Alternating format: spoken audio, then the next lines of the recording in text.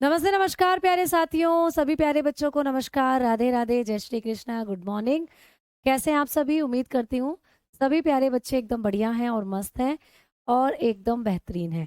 तो सभी प्यारे साथियों का स्वागत है आपके प्यारे से परिवार रोजगार विद अंकित में। जल्दी से जुड़ जाएंगे क्लास के साथ और क्लास को कर रहे हैं हम लोग जल्दी से शुरू। ठीक है, तो आ जाओ भाई जल्दी से। राधे राधे, राधे राधे, नमस्कार और सभी प्यारे बच्चों को प्रणाम। तो उम्मीद कर रही हूँ गर्मी से अपना बचाव कर रहे हो। गर्मी बहुत ही ज़्यादा है। जीवन में मैंने अपने पहली बार इतनी ज़्यादा गर्मी का सामना करा है और आगे आने वाले वर्षों में तैयार रहें ऐसी गर्मी को सहन करने के लिए। तो प्यारे बच्चों, खूब पेड़ लगाओ आप सभी, क्योंकि जब तक हम पेड़ नहीं लगाएंगे, पेड़ काटते रहेंगे, गर्मी बढ़ती रहेगी। तो आप लोग अपने आसपास के एरिया में पेड़ लगाएं और दूसरे लोगों को भी कहें कि भाई पेड़ लगाओ। ठीक है, क्योंकि ग्लोबल वार्मिंग की वजह से गर्मी फिर बढ़ेगी। पेड़ जितने होंगे उतनी अच्छी बारिश होगी, बारिश होगी तो ठंडक भी रहेगी। ठीक है, चलो आओ भाई। बात कर रहे थे हम लोग पिछली क्लास में, मैं आपको पढ़ा रही थी तंत्रिका ऊतक के बारे में। तो तंत्रिका ऊतक जो होते हैं, इसके स्ट्रक्चर के बारे में दो चार पॉइंट और बता रहे थे मुझे आपको। तो नर्वस टिश्यू के बारे में, तंत्रिका, तंत्र तो नहीं, तंत्रिका के बारे में हम बात कर रहे थे। न्यूरॉन के बारे में हम लोग बात कर रहे थे, न्यूरॉन। ठीक है, तो जो न्यूरॉन है ये क्या है प्यारे बच्चे? इसके अंदर आपने पढ़ा था कि हमारे शरीर में जो ब्रेन हमारा मैसेज भेज रहा है, वो मैसेज सारे आपके शरीर में जो जा रहे हैं तंत्रिकाओं के द्वारा ही जा रहे हैं। तो अगर एक न्यूरॉन के स्ट्रक्चर को हम देखें तो ऐसा होता है एक न्यूरॉन। मैंने कल भी आपको दिखाया था कि एक तंत्रिका का डायग्राम ऐसा होता है। तो इस तंत्रिका के अंदर ये सारे पार्ट्स आपको एग्जामिनेशन में पूछे जा सकते हैं। कोई पिक्चर दे देगा और बोलेगा ऐसे डैश लगाकर ऐसे छुपा देगा इसको, देखो ऐसे ऐसे छुपा देगा कि बताएं ये जो इंडिकेटेड संरचना है इसको क्या कहते हैं। तो आपको बताना है कि ये इंडिकेटेड संरचना क्या है? डेंड्रॉइड्स है, इसको कहा जाता है डेंड्रॉइड। वैसे ही इस गोले से पर निशान लगाकर बता देगा कि ये क्या है, बताइए, इसको कहते हैं केंद्रक। तो ये है डेंड्रॉइड प्यारे बच्चे, कल मैंने आपको बताया था डेंड्रॉइड है ये। ठीक है, आगे बात करेंगे, केंद्रक है प्यारे बच्चे अगली संरचना, केंद्रक। ठीक, इसके बाद आपको पूछ सकता है कि ये जो चौड़ा सा भाग है इसको क्या कहते हैं? सेल बॉडी कहते हैं। ठीक है, कोशिका काय कहते हैं, कोशिका काय, सेल बॉडी। ठीक, ये एक्सोन है, ये नहीं पूछता बेसिकली, लेकिन माइलिन शीथ पूछ लेता है। ये जो आपको डब्बे से दिख रहे हैं ना, डब्बे से, ये क्या है? माइलिन शीट है। ठीक है, तो माइलिन, ये है प्यारे बच्चे माइलिन कवर या माइलिन शीट बोलते हैं इनको। ठीक, और ये बहुत पूछता है नोड ऑफ रैनवियर, रैनवियर के नोड, रैनवियर के नोड, ये भी पूछता है रैनवियर के नोड। तो ये किस में पाए जाते हैं ये पूछता है एग्जाम में, बहुत ज्यादा पूछा जाता है कि हमारे शरीर में कौन सी संरचना है जहां रैनवियर के नोड पाए जाते हैं। रैनवियर एक साइंटिस्ट का नाम है, इन्होंने इस संरचना की खोज करी थी। तो ये जो तुम्हें बीच बीच में गांठ गांठ सी दिख रही है ना, इनको कहते हैं रैनवियर के नोड। तो ये कहाँ पाए जाते हैं? या अच्छा, ये तो ये है सेल। अगर आप लोगों को पूछे रैनवियर के नोड कौन से हैं, तो ये जो बीच बीच में आपको गांठ जैसी संरचना दिख रही है, ये मतलब जो एक एक्सोन को दूसरे एक्सोन से जोड़ रही है संरचना, ये वाली, ये है रैनवियर के नोड बेटा। ठीक है, अब आगे बात करते हैं। तो ये जो आपको दिख रहे हैं गोले गोले से, इनको कहते हैं एक्सोन टर्मिनल। एक्सोन का अंतिम भाग है ये। ठीक है, अंतिम भाग, अंतिम भाग किसका? अंतिम भाग एक्सोन का। तो ये भी आपको पूछा जा सकता है कि एक्सोन का अंतिम भाग क्या है। ठीक, तो समझ में आ गई बातें? ऐसे करके आपको चीजें पेपर में पूछी जा सकती हैं। अब देखो, अब हमें आगे एक पॉइंट पढ़ना है। एक संरचना होती है सिनेप्सिस, सिनेप्सिस एक संरचना है जिसको बोलते हैं सिनेप्सिस। ठीक है, सिनेप्सिस इसको बोलते हैं हम। सिनेप्सिस क्या होते हैं? तो जब हम सिनेप्सिस की बात करेंगे तो एक न्यूरॉन को दूसरे न्यूरॉन से जोड़ने वाली संरचना। तो सिनेप्सिस क्या होता है? एक तंत्रिका को, एक तंत्रिका को, ठीक है, एक तंत्रिका को दूसरी तंत्रिका से जोड़ने वाली संरचना, दूसरी तंत्रिका से जोड़ने वाली संरचना, दूसरी तंत्रिका से जोड़ने वाली संरचना। ठीक है, तो आपको पेपर में पूछा जाता है कि जब एक तंत्रिका दूसरी तंत्रिका से जुड़ेगी तो कौन सी संरचनाएं हैं जो उनको जोड़ने का काम करती हैं, तो ये कहोगे आप सिनेप्सिस। तो एक न्यूरॉन दूसरे न्यूरॉन से जब जुड़ेगा उसको कहते हैं सिनेप्सिस। तो सिनेप्सिस क्या करते हैं, जॉइन, लिख लीजिएगा, join one neuron, join one neuron to another. ठीक है, टू अनदर, एक न्यूरॉन को दूसरे न्यूरॉन से जोड़ने का काम कौन करता है, ये करते हैं सिनेप्सिस। तो ये सिनेप्सिस का काम है प्यारे बालकों। समझ में आई बातें। अब पेपर में आपको एक और पॉइंट है जो सिनेप्सिस के बारे में आ सकता है। आप कहेंगे कि मैम सिनेप्सिस और किस तरीके से परिभाषित किए जा सकते हैं, सिनेप्सिस का और क्या मतलब हो सकता है। ठीक है, तो सिनेप्सिस जो है बेटा, ऐसे भी कई बार लिखा आता है कि एक न्यूरॉन और दूसरे न्यूरॉन के बीच में जो स्थान होता है उसको क्या कहते हैं, एक न्यूरॉन और दूसरे न्यूरॉन के बीच में जो स्थान है उसी को हम सिनेप्सिस कहते हैं। चलो मैं तुम्हें सिनेप्सिस की फोटो दिखाती हूँ, सिनेप्सिस की फोटो दिखाती हूँ। ठीक है, तो जो सिनेप्सिस होते हैं प्यारे बच्चे, ये एक न्यूरॉन से दूसरे न्यूरॉन को जोड़ने का काम करते हैं। तो अब आएगी क्या पिक्चर, ये डिफिकल्ट सी पिक्चर है, ये आप नहीं समझ पाओगे। इजीएस्ट पिक्चर मैं आपको दिखाती हूँ। तो सिनेप्सिस में जब हम बात करेंगे, एक न्यूरॉन दूसरे न्यूरॉन से जब जुड़ेगा, इसे देखो, इस वाली फोटो को देखो,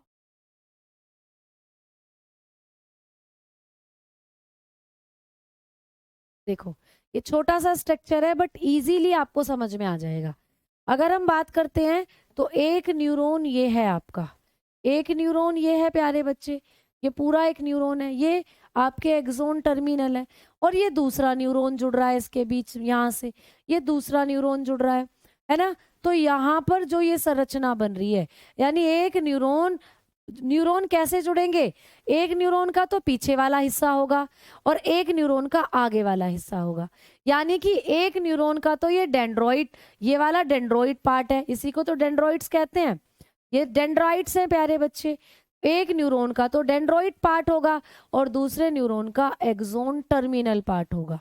तो आप जब भी एक न्यूरॉन को दूसरे न्यूरॉन से जोड़ेंगे तो एक न्यूरॉन का अगला हिस्सा दूसरे न्यूरॉन के पिछले हिस्से से जुड़ेगा। तो पिछला हिस्सा क्या था, एक्सोन टर्मिनल, अभी अभी दिखाया था, और अगला हिस्सा क्या है, डेंड्रॉइड। तो एक डेंड्रॉइड एक्सोन टर्मिनल से जब जुड़ेंगे तो वहां पर जो जगह बनेगी उसी को कहते हैं साइनेप्स या साइनेप्सिस। ठीक है, एक बार फिर से समझेंगे, और दूसरी इमेज में आपको दिखाना चाहूंगी।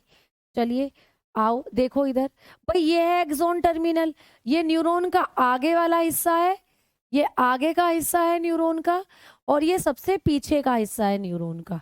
ठीक है, तो जब कोई न्यूरॉन, आपके शरीर में हजारों न्यूरॉन है, आपस में जुड़ते चले जाते हैं और मैसेज आगे की तरफ ट्रांसफर होते चले जाते हैं, तो जब भी इससे कोई दूसरा न्यूरॉन आकर जुड़ेगा तो पीछे वाले हिस्से से जुड़ेगा यहाँ से, और दूसरे न्यूरॉन का कौन सा हिस्सा इससे आके जुड़ेगा, एक्सोन, ये आगे वाला हिस्सा, डेंड्रॉइट वाला हिस्सा, ये जो डेंड्रॉइट है यही आकर जुड़ेंगे दूसरे न्यूरॉन के साथ, और दूसरे न्यूरॉन के किस हिस्से से, एक्सोन टर्मिनल से। अगर मैं खुद एक पिक्चर यहाँ ड्रॉ करना चाहूं तो आप इसको फिर ऐसे समझ सकते हो, ये एक न्यूरॉन हो गया, ये एक न्यूरॉन के डेंड्रॉइट पार्ट हो गए। ठीक है, अब इस न्यूरॉन के अंदर ये एक्सोन है प्यारे बच्चे, जो आपने अभी अभी देखे थे। ठीक, और ये वाला पार्ट है इसका एक्सोन टर्मिनल, ये रहे, ये इसके एक्सोन टर्मिनल है।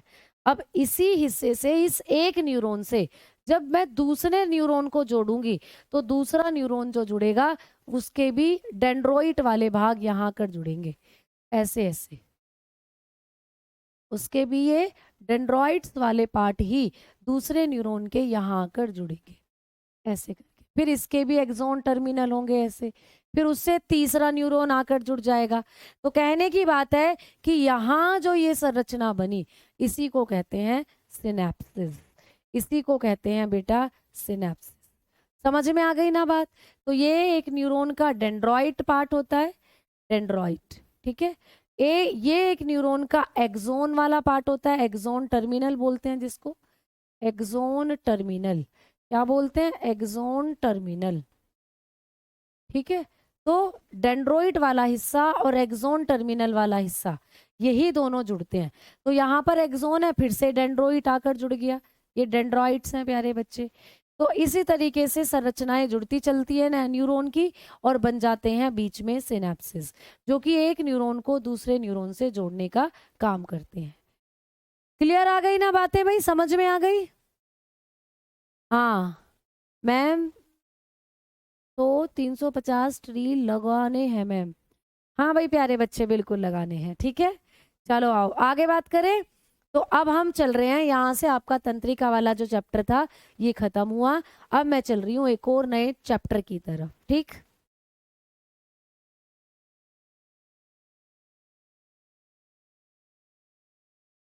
समझ में आ गई बातें?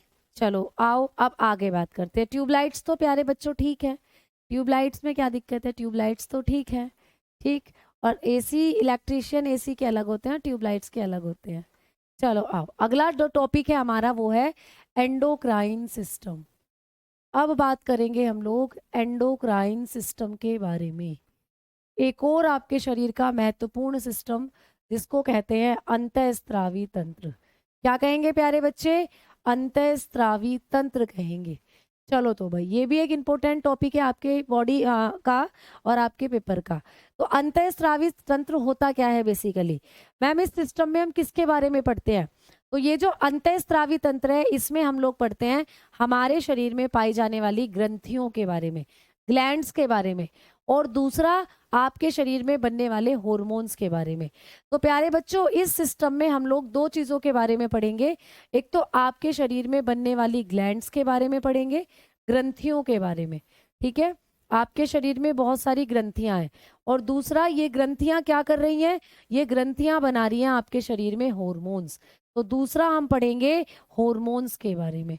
तो दो चीजें इस चैप्टर में हम लोगों को कवर करनी है, आपकी ग्रंथियां और आप लोगों के हॉर्मोन।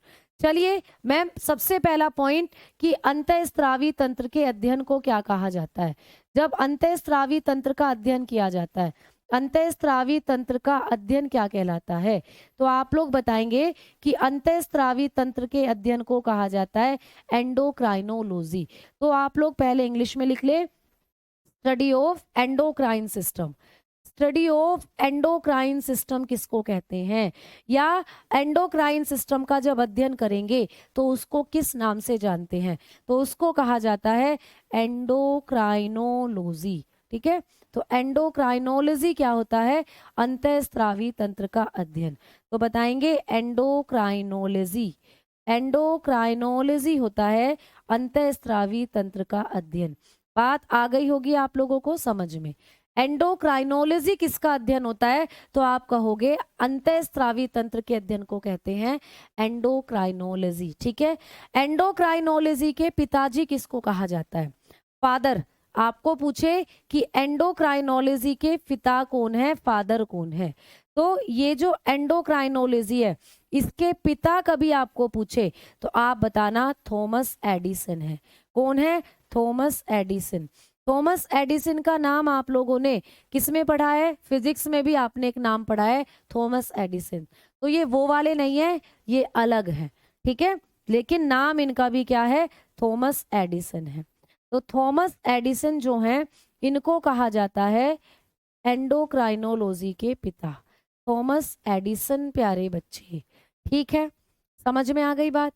चलो तो अब हम आगे बात करेंगे, अब बढ़ेंगे आगे की तरफ कि मैम पहले हमें ग्रंथियों के बारे में बताओ कि ग्रंथियां क्या हैं, कितनी हैं, कैसे कैसे काम करती हैं, फिर हमें बताना हॉर्मोन्स के बारे में।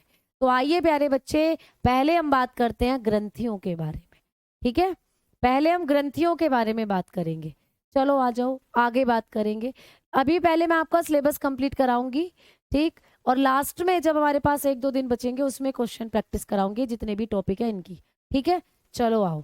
तो भाई सबसे पहले हेडिंग डालेंगे ग्लैंड्स। सबसे पहले हेडिंग डालेंगे ग्लैंड्स यानी ग्रंथियां।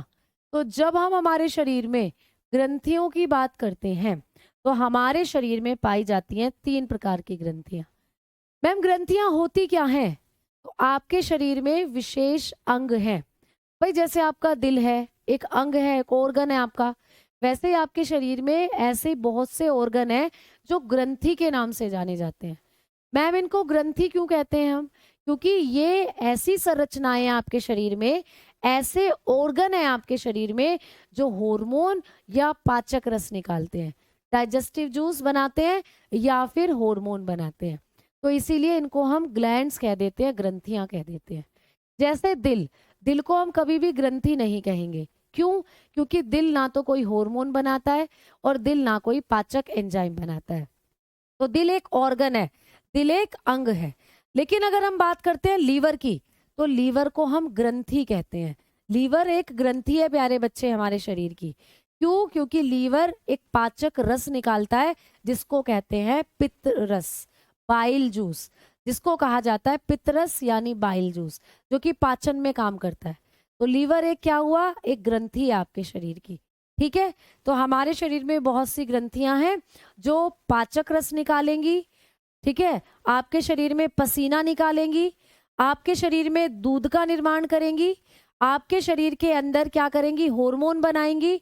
और आपके शरीर के अंदर प्यारे बच्चों ये जैसे कि लार आपके मुंह से निकलती है, ये बनाएंगी। हम लिख सकते हैं प्यारे बच्चे कि ग्रंथियां होती क्या है?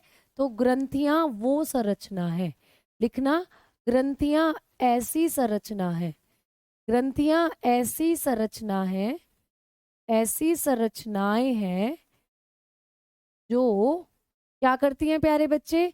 जो हार्मोन, ठीक है, जो हार्मोन्स, पसीना, दूध, लार व पाचक एंजाइम बनाती है, वह पाचक रस बनाती है, पाचक रस बनाती है। तो भैया ग्रंथियां क्या होती हैं? हमारे शरीर में ऐसी संरचनाएं क्या क्या बनाती हैं ग्रंथियां? ग्रंथियां ही हॉर्मोन्स बनाती हैं, ग्रंथियां ही आपके शरीर में आपको पसीना आता है वो बनाती हैं। जब माताएं हैं, मम्मियां, वो दूध बनाती हैं, है ना, तो उनके पास स्तन ग्रंथियां होती हैं, उनसे दूध निकलता है, इन्हीं से निकलता है। ग्रंथियों से ही लार निकलती हैं। और प्यारे बच्चे यहाँ लिख सकते हो आप लोग, लार से पहले या पाचक एंजाइम से पहले आंसू, जब आप रोते हो ना तो आंसू जो होते हैं वो भी ग्रंथियां ही बनाती हैं।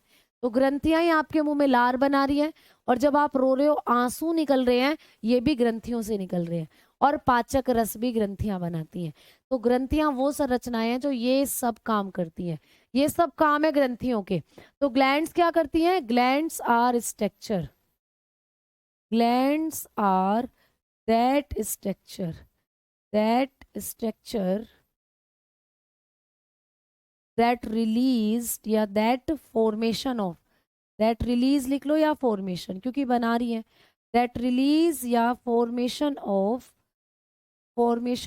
hormone, hormones, sweat, ठीक है, sweat पसीना, आप गर्मी में बहुत निकल रहा है, मिल्क, लार यानी saliva, tears and digestive juice, digestive juice, ये काम होते हैं भाई ग्रंथियों के। ग्रंथियां हमारे शरीर में इतनी चीजों का निर्माण करती हैं। तो आप कभी भी, आपको कोई भी पूछे कि हमारे शरीर में हार्मोन कहाँ से आते हैं हमारे शरीर में, ठीक है, ठीक है, हमारे शरीर के अंदर पसीना कहाँ से आता है, आंसू कहाँ से आते हैं, दूध कहाँ से आता है, लार कहाँ से आती है, सब काम करती हैं हमारी ग्रंथियां। ठीक है, हार्मोन क्या होते हैं बेटा? हार्मोन एक तरीके की प्रोटीन है जो हमारे शरीर में ये ग्रंथियां बनाती हैं। तो हार्मोन जब पढ़ाऊंगी तो उनके बारे में भी बताऊंगी। अभी हम आगे बात करेंगे कि मैम ग्रंथियां कितने प्रकार की होती हैं। तो ग्रंथियां 3 प्रकार की हैं भाई।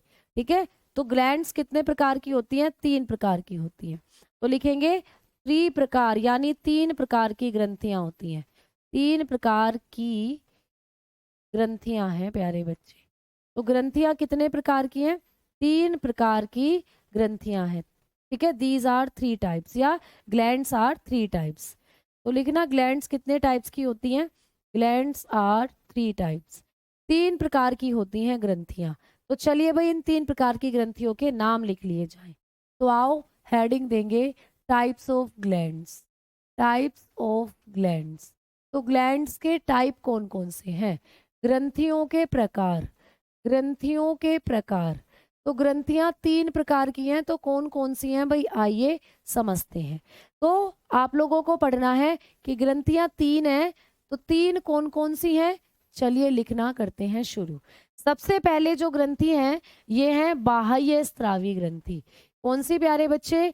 बाह्य स्त्रावी ग्रंथि। ठीक है, बाह्य स्त्रावी ग्रंथि, जिनको हम बोलते हैं एक्सोक्राइन ग्लैंड, इंग्लिश में बोलते हैं एक्सोक्राइन ग्लैंड।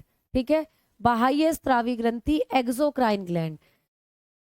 मैम दूसरी कौन सी होती है? दूसरी है अंतःस्त्रावी ग्रंथि, अंतःस्त्रावी ग्रंथि। दूसरी है अंतःस्त्रावी ग्रंथि।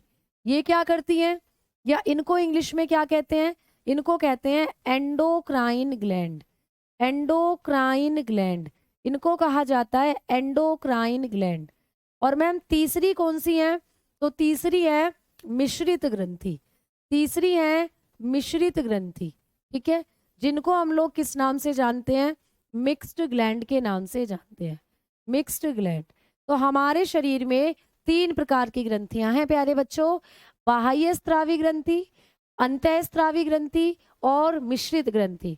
एक्सोक्राइन ग्लैंड, एंडोक्राइन ग्लैंड और मिक्स्ड ग्लैंड। मैम इन तीनों के बारे में बताएं, ये तीनों क्या क्या काम करती हैं, इनके ये नाम क्यों हैं, ये तीनों क्या क्या काम करती हैं। अगर हम बात करेंगे बाह्य स्त्रावी ग्रंथि की, तो ये ऐसी ग्रंथि हैं जिनका एक और नाम है, इनको आप लोग डक्ट ग्लैंड भी कहते हो बेटा। इन्हें हम किस नाम से जानते हैं? Duct gland. इनको हम नलिका ग्रंथि भी कहते हैं, नलिका ग्रंथि। तो कभी भी पेपर में आए कि नलिका ग्रंथि किसको कहते हैं, तो आप बताएंगे कि ये जो बाह्य स्त्रावी ग्रंथियां हैं इन्हीं का दूसरा नाम नलिका ग्रंथि भी है। इनको हम नलिका ग्रंथि के नाम से भी जानते हैं, डक्ट ग्लैंड भी कहते हैं। अब मैडम इनका भी क्या एक और नाम है, तो इनको हम नलिका विहीन ग्रंथि कहते हैं, नलिका विहीन ग्रंथि कहते हैं इनको, नलिका विहीन ग्रंथि कहते हैं, इनको कहते हैं नलिका विहीन ग्रंथि। क्यों? क्योंकि प्यारे बच्चे इनमें नलिकाएं नहीं होती, इनको कहा जाता है डक्ट लेस ग्लैंड। तो पेपर में आता है कि कौन सी ग्रंथि नलिका विहीन है और कौन सी ग्रंथि नलिका ग्रंथि है। तो नलिका ग्रंथि डक्ट ग्लैंड कहते हैं बाह्य स्त्रावी को, और प्यारे बच्चों अंतःस्त्रावी ग्रंथि जो है इनको हम नलिका विहीन ग्रंथि के नाम से जानते हैं, डक्ट लेस ग्लैंड। ठीक है, अब मैडम ये ऐसे क्यों कही जाती हैं, इसके पीछे कोई कारण है क्या? तो बिल्कुल प्यारे बच्चे, अगर हम बात करते हैं कि इनको नलिका ग्रंथि क्यों कहते हैं, तो इसलिए कहते हैं क्योंकि इनकी संरचना में आपको छोटी छोटी नलिकाएं नजर आएंगी। मान लो ये कोई कैसी ग्रंथि है आपके शरीर की? बाह्य स्त्रावी ग्रंथि है, तो इसके अंदर बन रहा है हार्मोन, ये बन रहा भाई। अब जब ये इस हार्मोन को बनाएगी या इस पाचक एंजाइम को बनाएगी, तो छोटी छोटी नलिकाएं निकली हुई होती हैं इसके अंदर से, ये निकल रही भाई छोटी छोटी नलिकाएं, ये निकल रही छोटी छोटी नलिकाएं। नलिकाओं को हम बायोलॉजी में कहते हैं डक्ट, डक्ट का मतलब होता है नलिका। तो इन ग्रंथियों से छोटी छोटी नलिका निकली हुई होती है, इसी नलिका के माध्यम से ये अपने हार्मोन कहाँ गिराती हैं ले जाकर? ये अपने हार्मोन टारगेट रीजन तक पहुंचाती है। जैसे पसीना शरीर के बाहर आएगा, तो छोटी छोटी ट्यूब से आपके शरीर में जो पसीने को शरीर के बाहर ला रही हैं, तो जिन ग्रंथियों में छोटी छोटी नलिकाएं होती हैं उनको कहते हैं हम नलिका ग्रंथि। और नलिकाएं किस में होती हैं आप बताओगे? बाह्य स्त्रावी में। तो बाह्य स्त्रावी ग्रंथियां अपने द्वारा बनाए गए उत्पाद को नलिकाओं के द्वारा निकालती है, इसीलिए इनको कहते हैं नलिका ग्रंथि। अगर हम इनकी बात करें तो इनमें कोई नलिकाएं नहीं होती प्यारे बच्चे। मान लो ये तुम्हारी कैसी ग्रंथि है? ये तुम्हारी कोई अंतःस्त्रावी ग्रंथि है, ये बन रहा है इसके अंदर हार्मोन, ये बन रहा है इसके अंदर हार्मोन। अब जब ये अपने हार्मोन को कहीं पहुंचाने की कोशिश करेगी तो अपना हार्मोन ये डायरेक्ट ब्लड में छोड़ देगी। ये है प्यारे बच्चे ब्लड, खून। तो ये डायरेक्ट अपने हार्मोन खून में छोड़ देती हैं। अब खून में छोड़ दिया तो खून ही अब उस हार्मोन को बहाकर ले जाएगा जहां भी लेकर जाना है। यानी हार्मोन खून में मिल जाएगा और खून बहेगा आपके शरीर में, और हार्मोन जो है वो खून के साथ बहकर ही आपके शरीर के दूसरे अंगों में पहुंचेगा। तो इनमें छोटी छोटी नलिकाएं नहीं है, इनके अंदर ट्यूब नहीं है, इसीलिए इनको हम नलिका विहीन ग्रंथि कहते हैं, डक्टलेस। ये अपने हार्मोन डायरेक्टली कहाँ छोड़ देती हैं? खून में छोड़ देती हैं। ठीक है, आगे बात करते हैं। भाई इनको मिश्रित ग्रंथि क्यों कहते हैं? तो ये दोनों काम करती हैं, इनमें नलिका भी है और नलिका नहीं भी है। मान लो ये तुम्हारी कोई मिश्रित ग्रंथि है बेटा, अब इसके अंदर जो हार्मोन बन रहे हैं या इसके अंदर जो एंजाइम बन रहे हैं, पाचक रस बन रहे हैं, ये अपने कुछ हार्मोन तो छोटी छोटी नलिकाओं के द्वारा भेजेगी, ये नलिका है ना। तो कुछ हार्मोन तो नलिका के द्वारा भेजेगी प्यारे बच्चे, और कुछ हार्मोन डायरेक्ट ये भी किस में मिला देगी? खून में मिला देगी। कुछ हार्मोन डायरेक्ट खून में मिला देगी। तो ये दोनों की तरह काम कर सकती है, इसमें नलिका भी है और इसके अंदर कुछ हार्मोन खून में भी मिल रहे हैं डायरेक्ट, तो दोनों की तरह काम कर रही है, इसीलिए इसको कहते हैं मिश्रित ग्रंथि। समझ में आ गई बात? अब आगे बढ़ेंगे। अब एक और चीज आपको पढ़नी है एक मेन पॉइंट, कि मैम ये जो बाह्य स्रावी ग्रंथियां हैं हमारे शरीर की, ये क्या बनाती हैं? तो ये बनाती हैं पाचक रस। ये पाचक रस बनाती हैं, पाचक रस बनाएंगी, पसीना बनाएंगी प्यारे बच्चे, ये आपके आंसू बनाएंगी प्यारे बच्चों, आंसू, और लार बनाएंगी, लार, और दूध बनाती हैं। ठीक है, तो ये ऐसी ग्रंथियां हैं जो किसका निर्माण करती हैं? जो आपके शरीर में पाचक रस का निर्माण करेंगी। ठीक है, आपके शरीर के अंदर जो पसीना आ रहा है उसका निर्माण करेंगी, आपके शरीर के अंदर जो दूध बन रहा है उसका निर्माण करेंगी, और आपके शरीर के अंदर जो आंसू बन रहे हैं, लार बन रही है, उसका निर्माण करेगी। तो मैंने क्या बताया था अभी अभी आप लोगों को कि ग्रंथियां क्या करती हैं? पसीना, दूध, लार, आंसू और पाचक रस बनाने का काम कौन सी ग्रंथियों का है? तो ये सारी चीजें बनाती हैं बाह्य स्रावी ग्रंथि। बची एक चीज, बची हार्मोन। तो मैम ये कौन बनाता है? तो आपको कभी भी पूछे हमारे शरीर में पाचक रस, डाइजेस्टिव जूस बोलते हैं जिसको, ठीक है, अभी अभी पीछे लिखा भी था इंग्लिश में डाइजेस्टिव जूस, डाइजेस्टिव जूस। ठीक है, हमारे शरीर में पसीना यानी कि स्वेट, ठीक, जगह का मैं बोल रही हूँ, आंसू यानी टीयर, सलाइवा यानी लार, मिल्क, ये सब कौन बनाता है? तो आप बताएंगे बाह्य स्रावी ग्रंथि। तो बाह्य स्रावी ग्रंथियों का जो काम है वो आंसू, पसीना, दूध और आप लोगों के अंदर पाचक रस बनाने का होता है। ठीक है, अब आगे बात करेंगे। अब यहाँ पर अगर हम लोग बात करते हैं ये क्या काम करती हैं, तो प्यारे बच्चों ये केवल हार्मोन बनाती हैं। इनका काम क्या है? केवल हार्मोन बनाना, केवल हॉर्मोन्स बनाती हैं। तो आपके शरीर में कौन सी ग्रंथियां हैं जो हॉर्मोन्स बनाती हैं?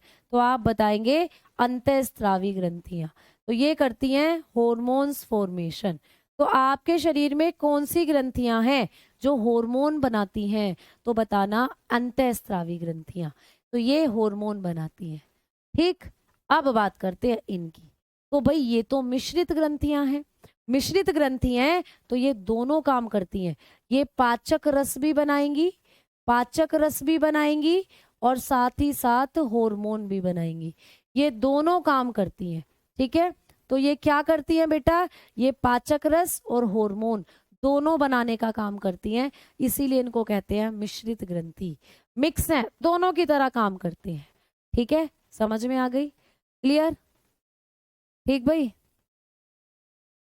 जो हमारे आंसू होते हैं ना, इनका पीएच मान लगभग ऐसा समझ लो 7 के आसपास माना जाता है।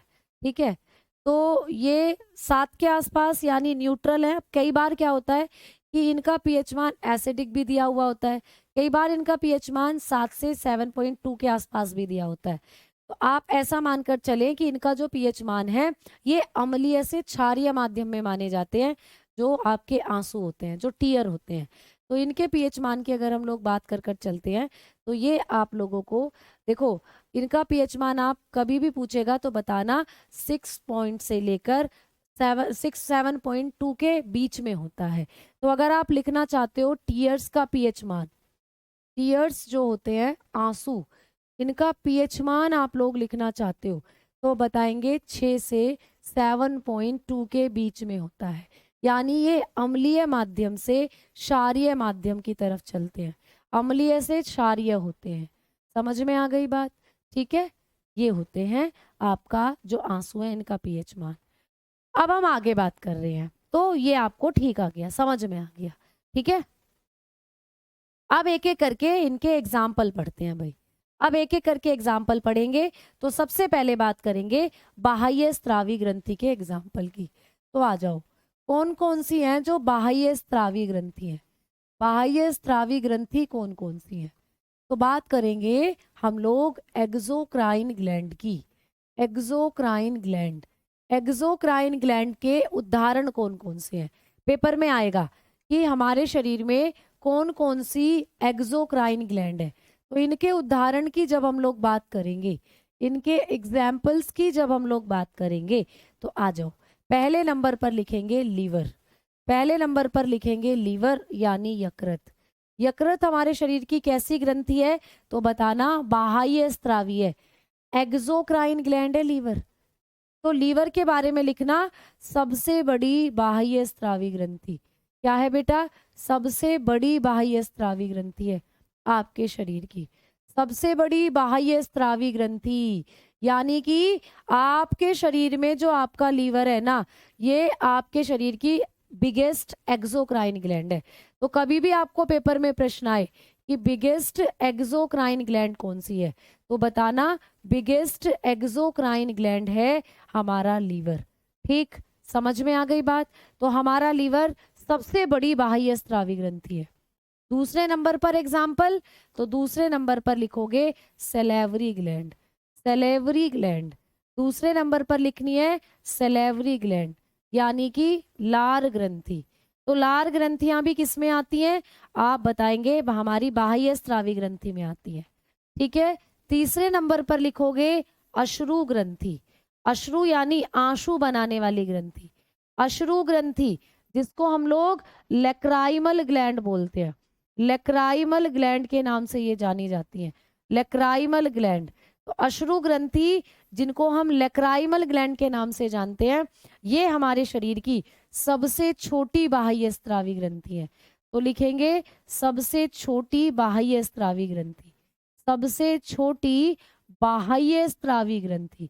कैसी ग्रंथि? सबसे छोटी बाह्य स्त्रावी ग्रंथि है। ठीक है, समझ में आई बात?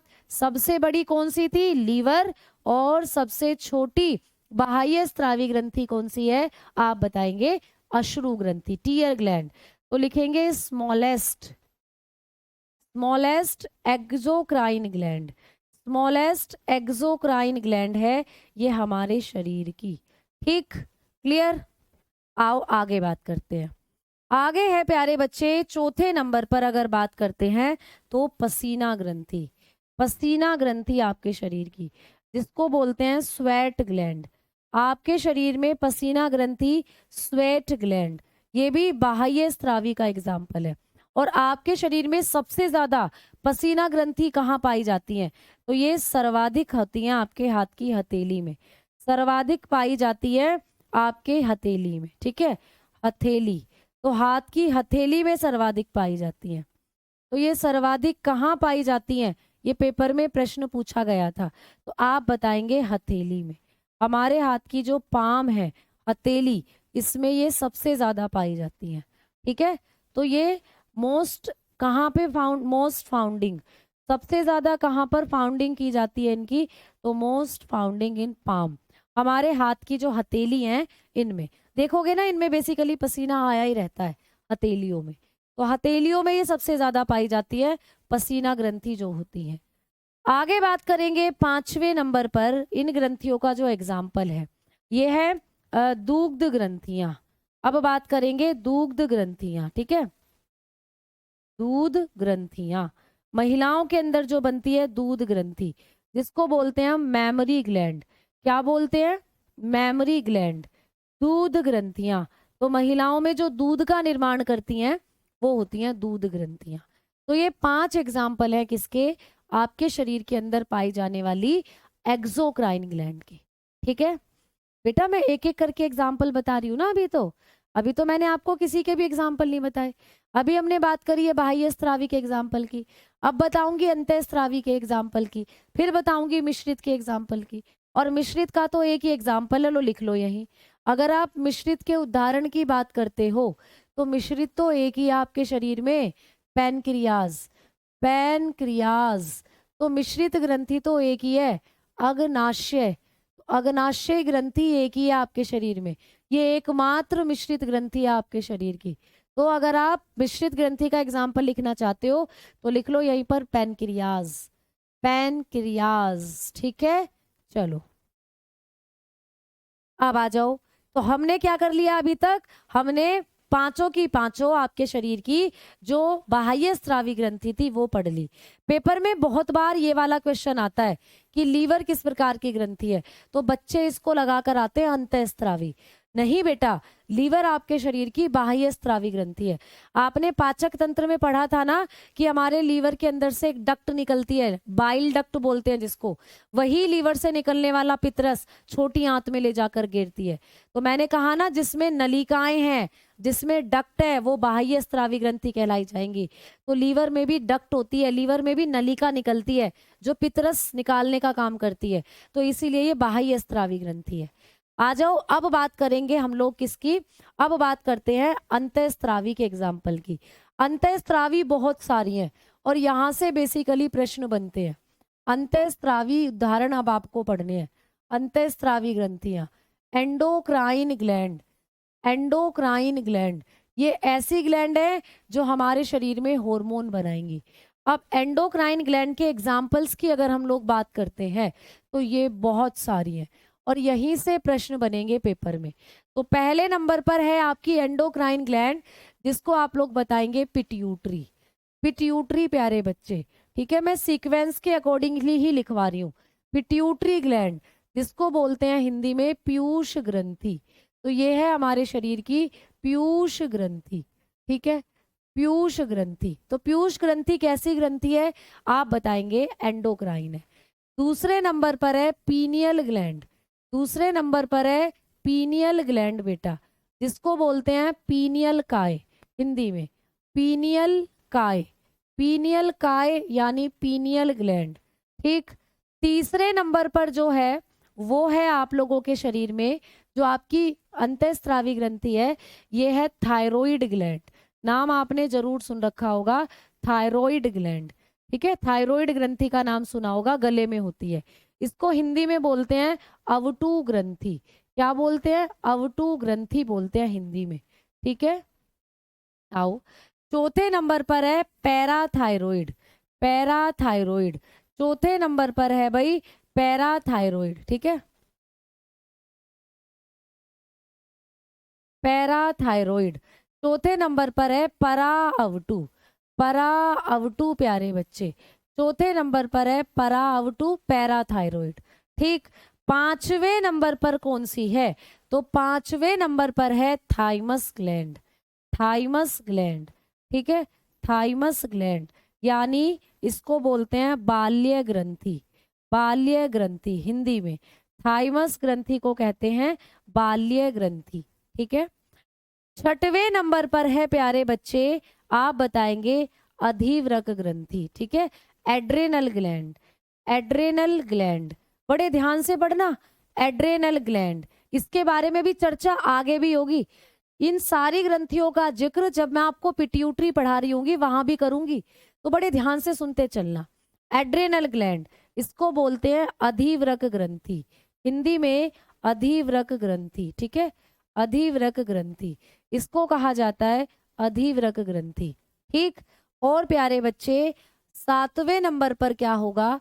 तो सातवें नंबर पर हम लोग पढ़ेंगे हमारे अंदर पाई जाने वाली जो एंडोक्राइन ग्लैंड है, जो महिला लड़कों में पाए जाते हैं टेस्टिस, लड़कों के अंदर जो पाए जाते हैं टेस्टिस यानी वृषण, ठीक है।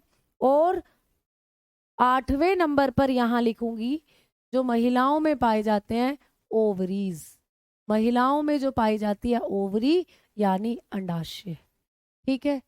तो ये होती हैं हमारे शरीर के अंदर पाई जाने वाली अंतःस्रावी ग्रंथियां।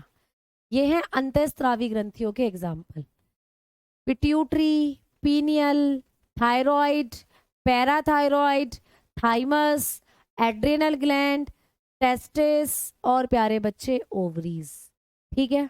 समझ में आ गई है ना? हाँ। कैंसर में कौन से टिश्यू डैमेज होते हैं? प्यारे बच्चे आपके शरीर के अंदर कैंसर अलग अलग तरीके से होता है। जैसे लीवर के टिश्यू डैमेज हो गए तो लीवर का कैंसर, किडनी के टिश्यू तो किडनी कैंसर।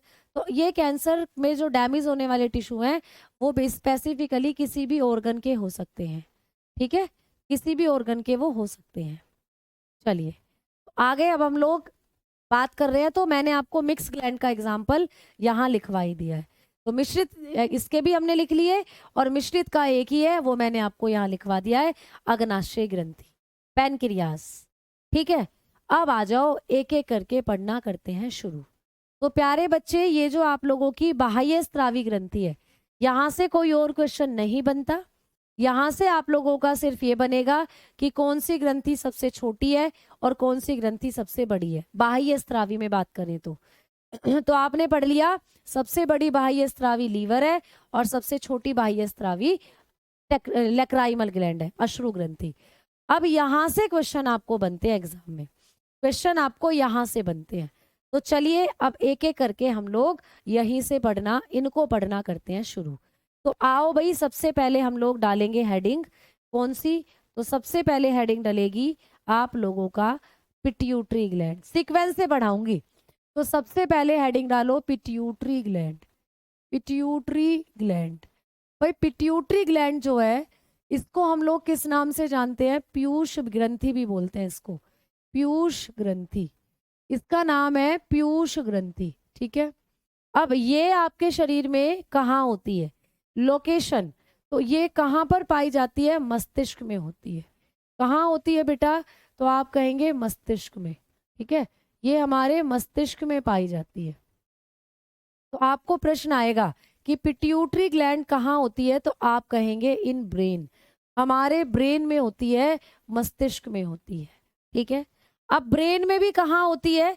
तो आपके ब्रेन के अंदर एक भाग है हाइपोथैलेमस, उसके पास होती है, हाइपोथैलेमस के पास होती है, बस इतना समझना, हाइपोथैलेमस के पास, ठीक है।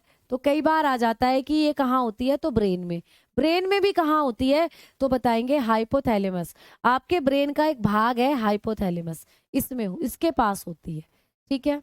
दूसरा पॉइंट प्यारे बच्चों, इसको हम हमारे शरीर की मास्टर ग्रंथि भी कहते हैं, मास्टर ग्रंथि भी कहते हैं। पेपर में आएगा कि हमारे शरीर की मास्टर ग्रंथि किसे कहते हैं, तो इसे ही कहा जाता है मास्टर ग्रंथि। तो आप लोग बोलोगे इसको क्या कहते हैं हम लोग? मास्टर ग्लैंड कहते हैं। तो यही है हमारे शरीर की मास्टर ग्लैंड। मैम क्यों कहते हैं इसे मास्टर ग्लैंड? क्योंकि प्यारे बच्चे ये आपके शरीर के अंदर जितनी भी ग्रंथियां हैं, आपके शरीर में ये जितनी भी ग्रंथियां हैं, इन सबको कंट्रोल यही करती है, इन सबको यही कंट्रोल करती है। जैसे क्लास में बहुत सारे बच्चे बैठे हैं और क्लास में आपकी टीचर बैठी हुई है ना, तो सारे बच्चों को कंट्रोल करने का काम आपकी टीचर का होगा। आपकी टीचर जैसा कहेगी सारे बच्चे वैसे करेंगे। आपकी टीचर ने बोला बच्चों चलो अपनी बुक्स ओपन करो, चलो मैथ्स की बुक निकालो, तो सारे बच्चे मैथ्स की बुक निकालेंगे। फिर टीचर कहेगी चलो चैप्टर नंबर 3 निकालो, चैप्टर नंबर 3 जिसमें हम लोग पढ़ रहे थे किसके बारे में? मैथ्स में कोई भी चैप्टर है, जैसे कि आपको बोल दे कि मतलब बहुत सारे होते हैं, स्ट्रक्चर शेप्स के बारे में हम लोग पढ़ रहे हैं कि भाई क्यूबॉइडल शेप होती है, रेक्टेंगल, ट्रायंगल, तो हम लोग 3D शेप्स के बारे में पढ़ रहे हैं, तो बच्चे उस चैप्टर को निकालेंगे। फिर मैडम कहेगी कि चलो सभी बच्चे अपनी नोटबुक में स्क्वायर ड्रॉ करके दिखाओ, तो सारे बच्चे स्क्वायर ड्रॉ करेंगे। तो एक टीचर जैसे पूरी क्लास को कमांड कर रही है, वैसे ही आपके शरीर में ये जितनी भी ग्रंथियां हैं इन सबको कमांड कर रही है पीयूष ग्रंथि। तो कहने का मतलब ये है कि जैसे टीचर ऑर्डर देगी बच्चे वैसे ही करेंगे। अब जैसे ये पिट्यूटरी ऑर्डर देगी आपकी ग्रंथियां भी वैसे ही करेंगी। तो ये पिट्यूटरी ही सारी ग्रंथियों को करती है कंट्रोल। समझ में आई बात? इसीलिए आप लोग क्या कहेंगे, इसको आपके शरीर की मास्टर ग्रंथि कहेंगे, क्योंकि यही सबको कमांड दे रही है, यही सबको कंट्रोल कर रही है। अब सबको कंट्रोल कैसे कर रही है, सबको कंट्रोल कैसे कर रही है? तो आप कहेंगे कि मैडम जैसे हमें मैडम कई कई तरीके से कंट्रोल करती है कि मैडम, अब इस बार हिंदी वाली मैडम आई, हिंदी वाली मैडम ने कहा चलो बच्चों हिंदी की बुक निकालो, तो बच्चों ने हिंदी की बुक निकाली। फिर इंग्लिश वाली मैम आई, इंग्लिश वाली मैम ने कहा चलो बच्चों इंग्लिश की बुक निकालो, तो बच्चों ने इंग्लिश की बुक निकाली। तो जैसे टीचर अलग अलग कमांड देकर आपको अलग अलग तरीके से कंट्रोल कर रही है, ऑर्डर दे रही है, वैसे ही आपकी जो पिट्यूटरी ग्लैंड है ये अलग अलग तरीके के हार्मोन निकालती है और अलग अलग हार्मोन अलग अलग ग्रंथि को कमांड देता है और वो ग्रंथि फिर एक्टिव होती है, काम करती है। तो इससे बहुत सारे हार्मोन निकलते हैं बेटा। ठीक है, आ जाओ आगे हम लोग बात करेंगे कि पिट्यूटरी ग्रंथि जो है इससे कौन कौन से हार्मोन निकलते हैं। पहले मैं आपको ये बता देना चाहती हूँ कि इस पिट्यूटरी के 3 हिस्से होते हैं। ठीक है, ये पिट्यूटरी ग्रंथि जो है ये 3 हिस्सों में बटी हुई होती है। तो इस पिट्यूटरी के कितने पार्ट होते हैं?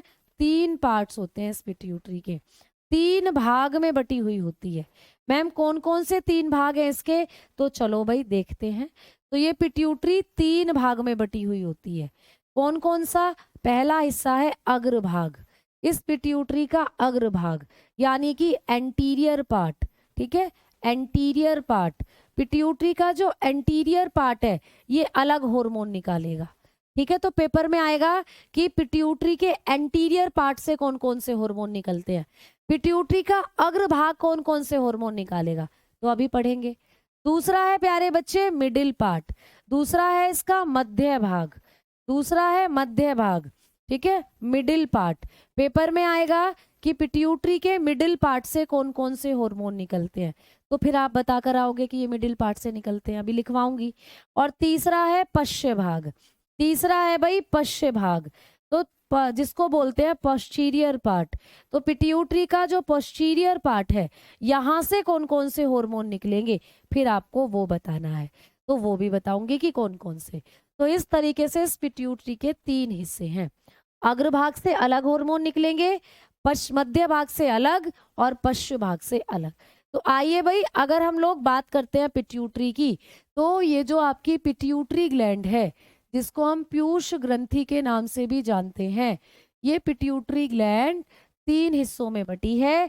तो इसके सबसे अग्रभाग से कौन कौन से हार्मोन निकलते हैं मैं आपको बता देती हूँ, और पश्च भाग से कौन कौन से निकलते हैं ये भी, और मध्य भाग से कौन से निकलते हैं ये भी। तो एक छोटे से चार्ट के द्वारा समझ लेते हैं, है ना, एक छोटे से चार्ट के द्वारा समझ लेते हैं। तो अगर हम बात करते हैं कि पिट्यूटरी के अग्रभाग से कौन से हार्मोन निकलेंगे, अग्रभाग से कौन से हार्मोन निकलेंगे, एंटीरियर पार्ट से कौन से हार्मोन निकलेंगे, तो एंटीरियर वाले पार्ट की अगर बात करेंगे तो यहाँ से सबसे ज्यादा हार्मोन निकलते हैं। कौन कौन से प्यारे बच्चे? ACTH ये निकलेगा, दूसरा हार्मोन है LH ये निकलेगा, तीसरा हार्मोन है FSH ये निकलेगा, चौथा हार्मोन है TSH ये निकलेगा, पांचवा हार्मोन है PRL ये निकलेगा। ठीक है, और छठा हार्मोन यहाँ पर बता रही हूँ, छठा हार्मोन, छठा हार्मोन है GH ये निकलेगा। ठीक है, तो ये कुछ हार्मोन है जो पिट्यूटरी के अग्रभाग से निकलते हैं, ये हार्मोन है जो पिट्यूटरी के अग्रभाग से निकलते हैं। अभी इनके बारे में डिटेल में पढ़ेंगे, इनकी फुल फॉर्म भी बताऊंगी, क्योंकि अभी हम सिर्फ ये पढ़ रहे हैं कि अग्रभाग से कौन सा निकलता है, तो आपके ये सारे अग्रभाग से निकलते हैं। अगर हम मिडिल भाग से बात करते हैं, मध्य भाग से, तो एक ही निकलेगा मध्य भाग से, मध्य भाग से सबसे कम हार्मोन निकलते हैं, मिडिल पार्ट जो होगा यहाँ से एक ही निकलेगा, और उसका नाम क्या है? तो मध्य भाग से निकलता है मेलेनोट्रोपिक हार्मोन, MTH हार्मोन। ठीक है, मेलेनोट्रोपिक हार्मोन। समझ में आई बात? आ जाओ अब अगर हम बात करते हैं इसके पश्च भाग से कौन कौन से निकलेंगे, तो पश्च भाग की अगर बात की जाए, आप इसके पोस्टीरियर पार्ट की बात करते हो, तो यहाँ से केवल 2 हार्मोन निकलेंगे।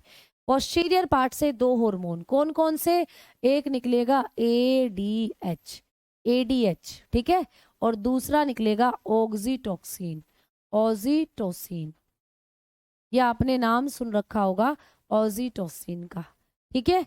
तो ये 2 हार्मोन निकलते हैं पश्च भाग से। तो पेपर में क्वेश्चन आएगा कि पिट्यूटरी के पश्च भाग से कौन से हार्मोन निकलते हैं, तो पश्च भाग से 2 ही निकलेंगे, एडीएच और ऑक्सीटोसिन। पिट्यूटरी के मध्य भाग से कौन सा निकलेगा, सिर्फ एक, एमटीएच। बाकी जितने हार्मोन हैं वो अग्रभाग से निकलेंगे, बाकी जितने हैं वो अग्रभाग से निकलेंगे। तो पश्च भाग से केवल 2, एडीएच और ऑक्सीटोसिन, मध्य भाग से केवल एक, एमटीएच। एम, एम देखो, एम फॉर मिडिल और एम फॉर एम, तो कितना इजी है याद करने में, एम से ही मिडिल होता है और एम से ही एम वाला हार्मोन, मेलानोट्रोफिक हार्मोन पढ़ाऊंगी अभी इसको। तो भैया ये निकल रहा है, तो ये मध्य भाग से निकल रहा है, तो इजी, मध्य भाग से एक ही है। और ये बाकी के जो हैं ये निकल रहे हैं आप लोगों के एंटीरियर, तो मतलब अग्रभाग से, ठीक है, समझ में आ गई बात। अब हम लोग आगे बात करेंगे, तो चलो अब एक एक करके मैं आप लोगों को पढ़ाने वाली हूँ पहले अग्रभाग के हार्मोन। तो आइए भाई एक एक करके लिखना करते हैं शुरू।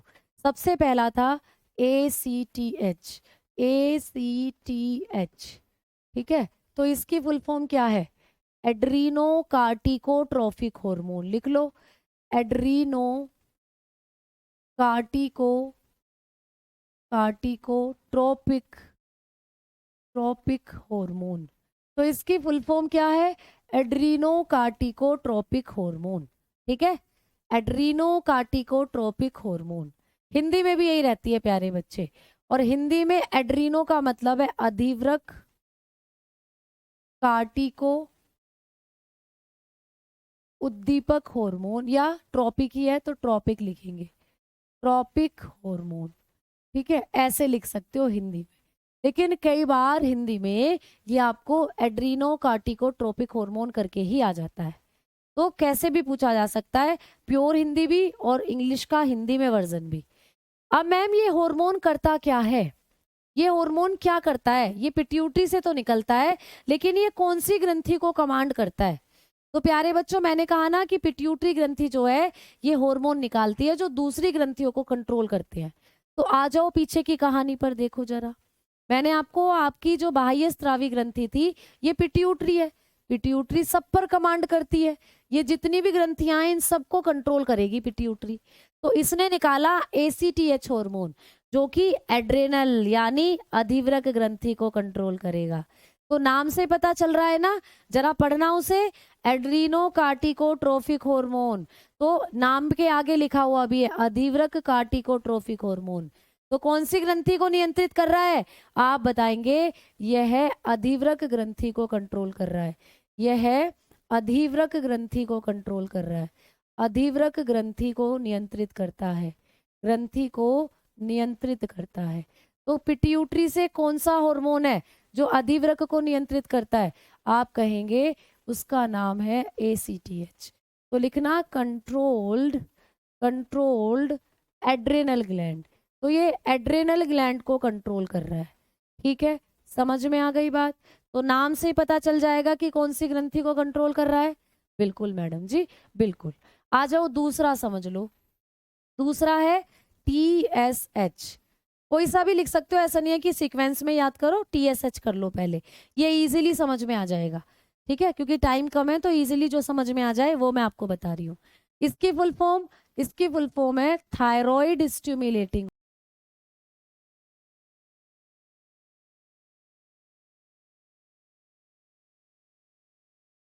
ठीक है, ये है थायराइड स्टिमुलेटिंग हार्मोन, हिंदी में बोलते हैं अवटु उद्दीपक हार्मोन, अवटु उद्दीपक हार्मोन, ठीक है, अवटु उद्दीपक हार्मोन।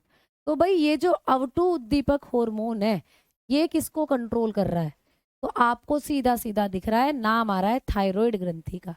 तो अभी अभी हमने पीछे लिखवाई थी थायराइड ग्रंथि आपको, मैंने कहा था इन ग्रंथियों को अच्छे से याद करना, क्योंकि ये नाम दोबारा पिट्यूटरी पढ़ाऊंगी वहां भी आएंगे। तो ये कंट्रोल करता है अवटु ग्रंथि को। तो आपको कभी भी पूछे TSH जो है ये किसको कंट्रोल कर रहा है, तो आप बताएंगे थायराइड को कंट्रोल कर रहा है। ठीक, तो लिखना कंट्रोल थायराइड, कंट्रोल्ड थायराइड। तो ये थायराइड को कंट्रोल कर रहा है। ठीक है, समझ में आ गई। अवटु को कंट्रोल कर रहा है, अवटु को नियंत्रित कर रहा है। ठीक है, कई बार जिनकी थायराइड ग्रंथि अच्छे से काम नहीं करती या जिनको शक होता है कि हमें थायराइड हो गया है, तो डॉक्टर यही वाला टेस्ट लिखता है। डॉक्टर कहता है अपना TSH करा लो जाकर, यानी कि क्या करा लो, हाँ अपना TSH करा लो जाकर भाई। तो यानी कि ये हार्मोन बता देगा कि आपकी थायराइड ग्रंथि कैसे काम कर रही है। ठीक है, आ जाओ आगे। तीसरे नंबर की अगर बात की जाए तो मैम तीसरा हार्मोन कौन सा है, तो तीसरा हार्मोन है PRL। PRL, PRL की फुल फॉर्म प्रोलैक्टिन हार्मोन, इसको बोलते हैं प्रोलैक्टिन हार्मोन, प्रोलैक्टिन। ठीक है, प्रोलैक्टिन क्या है मैडम जी, प्रोलैक्टिन। अब प्यारे बच्चे लैक्टीन शब्द कहाँ कहीं भी आए वहां पर समझ जाना है दूध के बारे में बात हो रही है। लैक्टोज है ना, लैक्टीन ये वर्ड दूध के बारे में बताते हैं। तो ये प्रोलैक्टिन क्या करता है, दूध निर्माण को बनाए रखता है। तो ये क्या करता है, दूध निर्माण को बनाए रखता है। तो महिलाओं में जो स्तन ग्रंथियां हैं उनसे जो दूध निकलता है उसको बनाए रखने का काम करता है। ठीक है, तो दूध निर्माण बनाए रखना इसका काम होता है। Production of milk formation, production of milk. तो ये क्या करता है, प्रोडक्शन ऑफ मिल्क, ये मिल्क का प्रोडक्शन करता है बेटा। महिलाओं में जब महिलाएं अपने बच्चों को 6 महीने तक 1 साल तक, तुमने देखा है ना कई बार छोटे बच्चे 2-2 साल तक भी दूध पीते हैं अपनी माता का। तो अपनी माँ जब मम्मी उन बच्चों को दूध पिला रही होती है 2-2 साल तक भी, तो महिला की मेमरी ग्लैंड से जो दूध निकल रहा है वो इसी के कारण, प्रोलैक्टिन के कारण ही निकल रहा है। ठीक है, तो ये करता है दूध निर्माण का काम। ठीक, इस महीने में मैं बायो कंप्लीट कर रही हूँ आप लोगों की। चलो तो ये हो गए आप लोगों के पिट्यूटरी से निकलने वाले कुछ 3 हार्मोन। कल की क्लास में मैं आपको पिट्यूटरी से निकलने वाले ये जो हार्मोन बचे हुए हैं, ल्यूटिनाइजिंग हार्मोन है, फॉलिकल स्टिमुलेटिंग है और ये ग्रोथ हार्मोन है, इनके बारे में बात करेंगे, फिर इनके बारे में और फिर इसके बारे में। ठीक है, अब टाइम हो चला है तो कल की क्लास में हम लोग पढ़ेंगे फिर आगे की चीजें। ठीक भाई प्यारे बच्चे, बताओ जल्दी से, कोई समस्या है किसी को किसी तरीके की? मेरे ख्याल से कोई दिक्कत नहीं होगी, चीजें बिल्कुल आपको समझ में आई होंगी। ठीक, तो चलेंगे, अब हम बात करेंगे कल की क्लास में। अगर मैं आप लोगों को पिट्यूटरी की एक इमेज दिखाऊं तो इमेज भी आप लोग देख सकते हो। आपकी पिट्यूटरी ग्लैंड ऐसी है बेटा, ये तो थायराइड है, पिट्यूटरी दिखाती हूँ, ये रही। तो आपके ब्रेन के अंदर होती है बेसिकली, और ब्रेन के अंदर है, ये हाइपोथैलेमस है, कहा था ना हाइपोथैलेमस के पास होती है, और ये इससे निकलने वाले सारे हार्मोन है। तो कल भी हम लोग इसके बारे में बात करेंगे और कल भी इसके बारे में अभी चर्चा होगी। ठीक, चलो तो भाई धन्यवाद, नमस्कार, अब मिलते हैं कल की क्लास में। Tata bye bye, take care.